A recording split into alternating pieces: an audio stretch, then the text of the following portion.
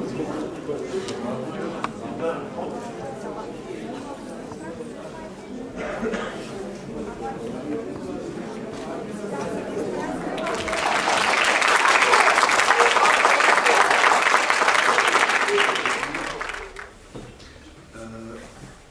smo evo prvi put zajedno u Beranama i promovišemo naš opet prvi zajednički kompakt disk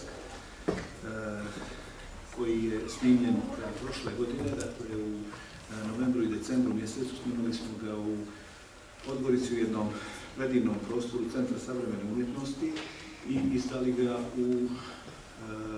prije nekoliko mjeseci. Izdavač je Centar savremene umjetnosti, a kompakt disk naš je pomoglo Ministarstvo kulture. Kompakt disk djela koja se nalaze na kompakt disku su muzika koja je pisana kroz vjekove i potrudili smo se da ona bude interesantna kako onda kada je pisana, tako i danas, dakle da muzika koju izvodimo ima svoju prijemčivost i ljepotu, da bude interesantna kako muzičaru, tako i običnom slušalcu. Boris i ja, inače smo drugovi još samo iz sredine 80. godina prošlog vijeka, zajedno smo učili srednju muzičku školu i duži niz godina sviramo zajedno, međutim ta saradnja nije uvijek trajala cijelo to vrijeme našeg poznanstva, nego je onako više bila periodična.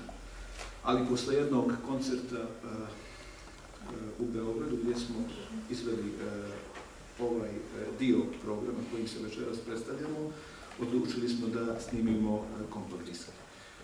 Naš kompakt disk nosi naziv Kafe po istoimenoj kompoziciji koju smo svirali prije nekih 15 godina i kojoj se uvijek rado vraćamo, koju ćete čuti malo kasnije, ali evo, da ne bih previše pričao, za početak možda da počnemo sa jednim italijanskim kompozitorom iz baroka, Benedetto Marcello, sonata originalno pisana za flautu i cembalo, a u transkripciji za flautu i gitaru.